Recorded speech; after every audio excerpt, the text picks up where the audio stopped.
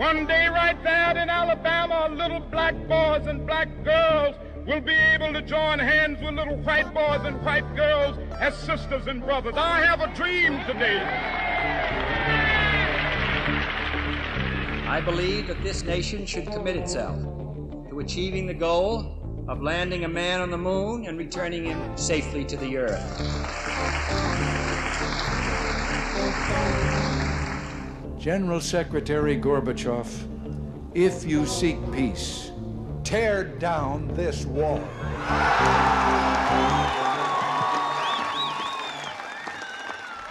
Hi, my name's Larry Olsen, and I'm the founder of Aperneo. I want to thank you right from the front of taking the time to watch this. And as you watch these great individuals, you probably recognize that you may have had an attitude about some of them. Now, where'd that come from? But in spite of that, you probably asked yourself, what do all these guys have in common? What do they have in common with me? Me being the individual like yourself watching this thing. What they all had in common is they were able to galvanize a country, to get everybody going behind the same vision.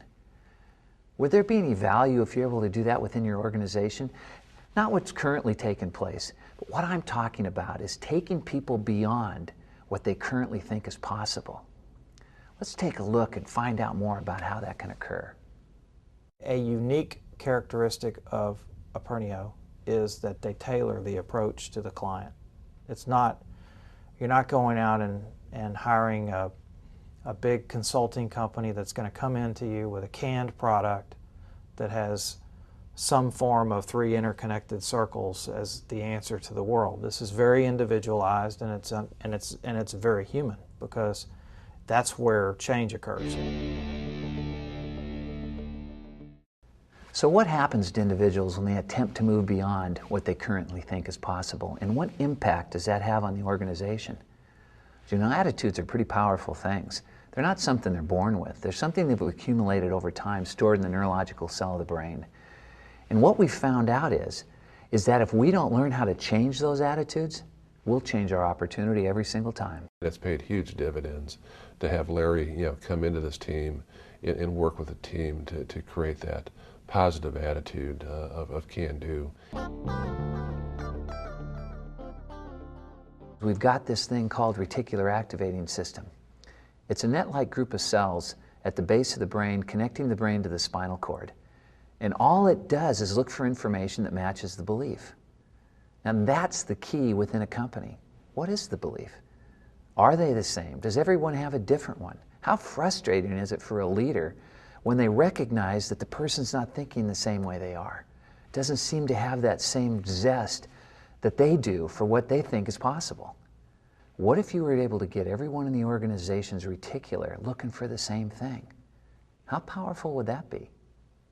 We've seen our production double in 2 years in a market that typically only increases maybe 10 to 15%.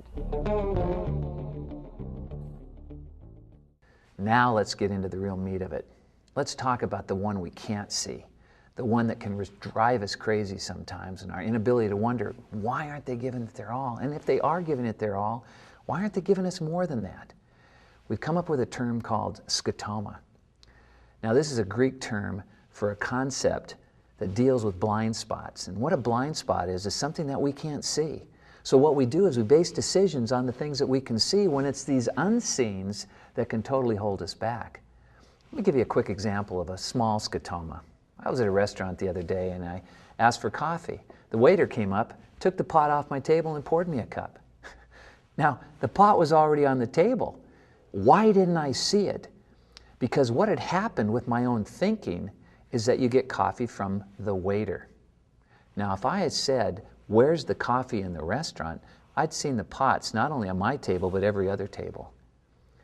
What kind of scotomas could you have in your company? What are big scotomas? Think about what happened with 9/11. I'm sure you remember exactly where you were and what was going on, but I think we all have a pretty good understanding of the impact it made on our bottom line. Yet, with individuals that knew how they think, it was amazing how they were able to get through that time. And not only were they able to survive, they were able to thrive. The power of scotomas is huge, and when you learn how to bust them, watch what breaks loose in your organization. It's a little bit like, you know, starting off running against the wind and you seem as if you're leaned this way. And then as you begin to reach a point where you have a common culture combined with some business success, then you begin to feel like you're running downhill. And it has a compounding effect. And that's what successful companies do. We start with a vision. Vision creates the attitudes. The attitudes open the reticular activating system, the information necessary to not necessarily fulfill what we want, but to fulfill what we're thinking about. And then we discovered, based on that we could create all these scotomas. We don't see the coffee pots.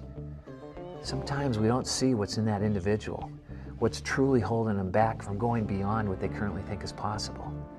Your organization's a world-class athlete. And you know, the difference between first and second in world-class athletics is hundreds of a second. It's huge because it's the difference between first and second. Do you think there's any room for any growth in your organization? If you were able to retune your company to where everybody's heading in the same direction, just how powerful would that be? I don't know what the value is to every company. I mean, I can tell you it's high, but I can tell you in the case of our company, the value was the survival of the company.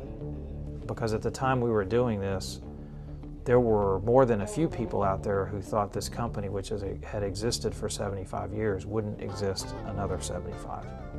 And at least in my view, in addition to the business plan, the key to the ultimate success of our plan for recovery of the company, which I'm happy to say has been successful to date, has been really changing the cultural attitudes of people. As I brought him in that first meeting, the Frito-Lay guys invited him down 6 months later. The European team invited him in, and I didn't tell them to do that.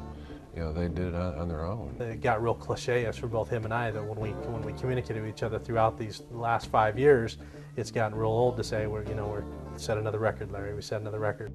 The results we've achieved as a company through Aperneo have made me look back at all the other programs we've invested in over the years. If I'd have known about this, I would have made the entire investment in Aperneo. In fact, I would have doubled or tripled it. I really appreciate the time that you've taken to watch this. And before you go, I'd like you to think about one last thing. What these companies have in common? Well, it wasn't the size of the organization that determined their success. It was the size of the vision within each individual within that company that caused them to be successful. Now let's get the camera out of the way. Let's find an opportunity where you and I can sit down and take a look at what's possible for your company. I really look forward to that opportunity. We're already a successful company. Hiring Aperneo was about going beyond that. It was about going from success to significance. It was about maximizing every opportunity in front of us.